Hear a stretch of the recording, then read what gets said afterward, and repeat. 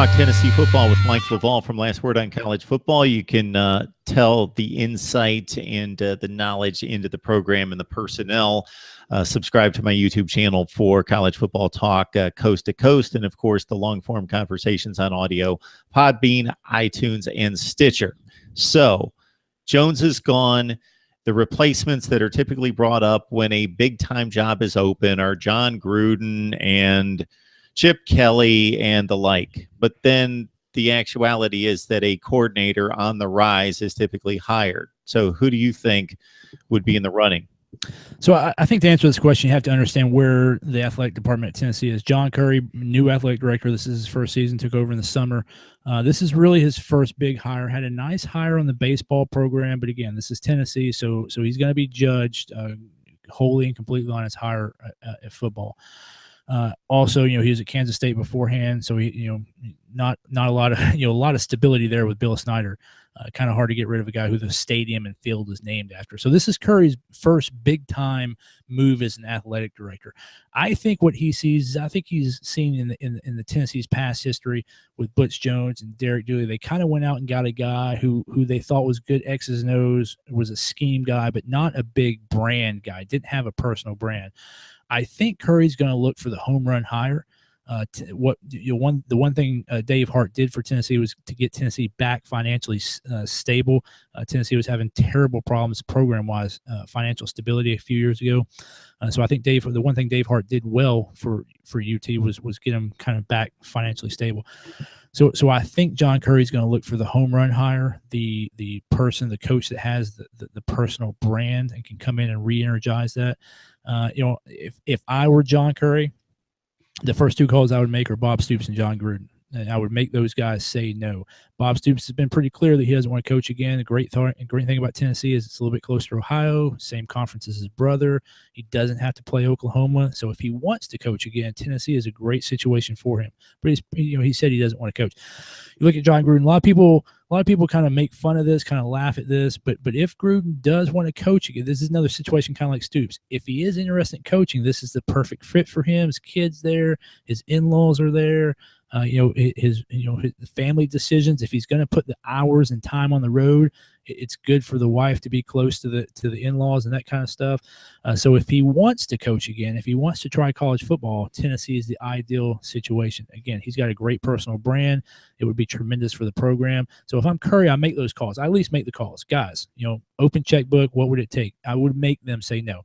So then if you get past those two, you look at some other guys. So then you look at your guys who have head coaching experience at the G5 level. You look at Dino Babers at Syracuse. I think he's a candidate. The great thing about Dino Babers, kind of runs a similar system. So the athletes we have, it would be a natural fit, I think, for the team and the athletes to go to Dino Babers. Probably could keep most of the recruiting class that Butch Jones has put together. You look at Justin Fuente at Virginia Tech. You ask him, say, hey, you want to move down the streets in Knoxville. You look at maybe Mike Norville. Maybe you also give a look at Frank Wilson at UTSA, who is a tremendous recruiter. The thing about Frank Wilson at UTSA, he's one of those rare coaches that is loved in the locker room and he's loved in the administration building as well. Very rare to find that in a head coach. And then if you're looking at coordinators, you got to call Brett Venables at Clemson. Not sure John Curry's going to go for a defensive coach. And then you call T. Martin at USC. Now, there's a little bit of history there. Of course, T. Martin, national championship winning quarterback at Tennessee, has not answered the phone call a couple times when Tennessee has called him previously. But he is offensive coordinator at USC, so you make the call. So I think those are the calls that Curry makes. I don't think you call Chip Kelly. I don't think you call Lane Kiffin. I don't think and neither one of those guys. I think Curry's going to stay away from anybody who has kind of a tarnished reputation. Chip Kelly was not very well liked in the locker rooms at Philadelphia and San Francisco when he's an NFL coach. I think that would hurt him on the recruiting trail tremendously. I don't even call Chip Kelly. Lane Kiffin, again, don't call him. Checkered pass for whatever. Maybe he's grown up, maybe he's matured, maybe he hasn't. I don't know. One of the many things that Butch Jones did well was clean up the academics of the program and clean up the locker room of the program so you don't regress. You find a guy who can win on the field and keep a clean locker room. That's why you don't call Chip Kelly. That's why you don't call Lane Kiffin. Fascinating talk from Mike LaValle talking Tennessee football. So it appears they lose to Alabama by 50. Butch Jones is out the door. They insert the interim.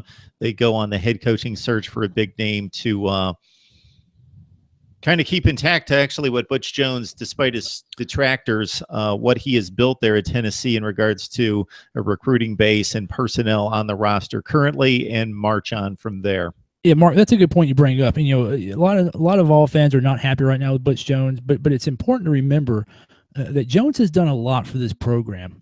I think a lot of people don't appreciate the condition the program was in when Derek Dooley left and Butch Jones took over. It was really bad. I mean, it was really bad. Butch Jones came in, tremendous recruiter.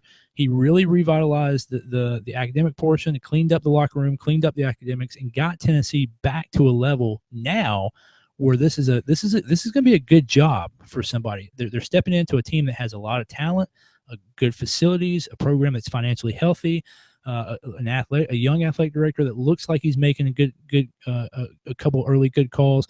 This is going to be a good job for somebody, a big name somebody. This was not a good job at the end of the Derek Dooley era.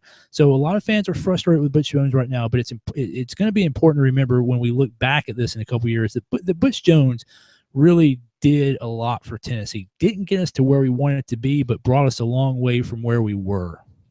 Mike Laval, last word on college football, helping us out with Tennessee and the national scene as a whole. Mike, we always appreciate the discussion. Mark, it's always a pleasure to join you.